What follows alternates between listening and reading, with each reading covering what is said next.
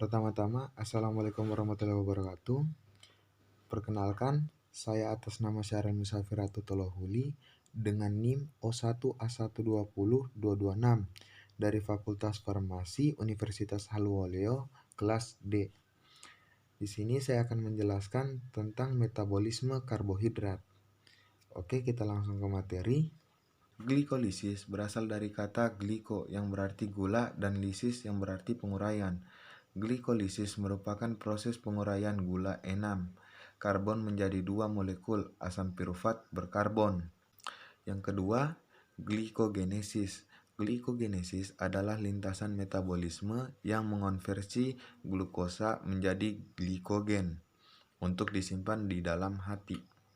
Yang ketiga, glikogenolisis. Glikogenolisis merupakan proses pemecahan molekul glikogen menjadi glukosa. Apabila tubuh dalam keadaan lapar dan tidak ada asupan makanan, maka kadar glukosa dalam darah akan menurun. Glukosa diperoleh dengan memecah glikogen menjadi glukosa yang kemudian digunakan untuk memproduksi energi. Yang keempat, gluconeogenesis.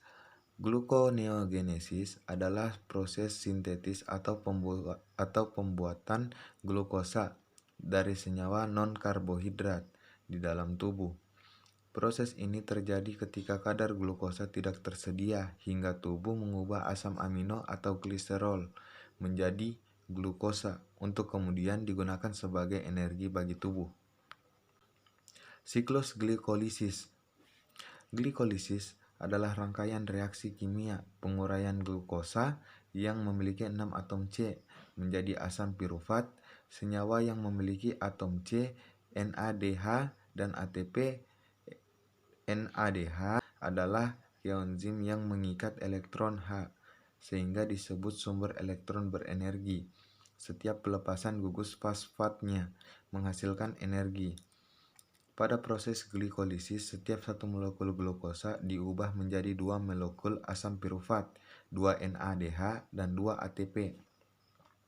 Siklus Krebs merupakan rangkaian reaksi metabolisme respirasi aerob pada sel yang menghasilkan energi dari asam pirufat hasil dari glikolisis. Proses ini terjadi dalam mitokondria sel yang membawa asetat aktif berupa asetil-CoA dengan oksidasi glukosa yang diubah menjadi karbon dioksida CO2 dan hidrogen H2O.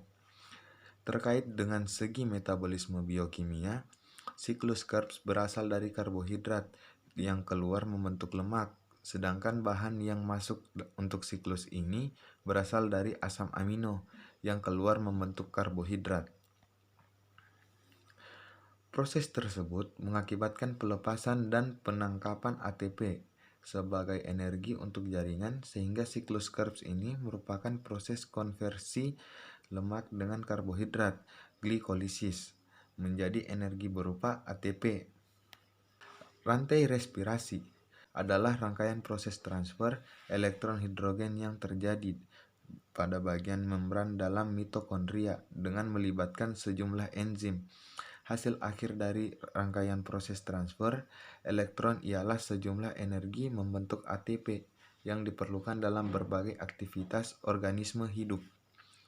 Respirasi sebagai suatu proses oksidasi yang terdiri banyak tahapan reaksi dan juga respirasi adalah oksidasi seluler yang energi disimpan dalam molekul-molekul makanan, dilepas dan digunakan oleh sel. Tujuan respirasi adalah untuk mendapatkan energi melalui proses glikolisis.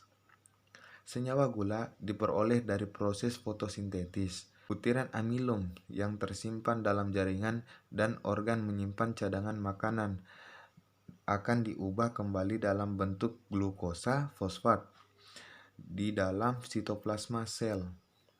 Dalam katabolisme lemak diubah menjadi asam lemak, karbohidrat menjadi glukosa, dan protein menjadi asam amino. Kemudian diubah menjadi asetil CoA agar bisa masuk ke siklus Krebs dan menghasilkan ATP.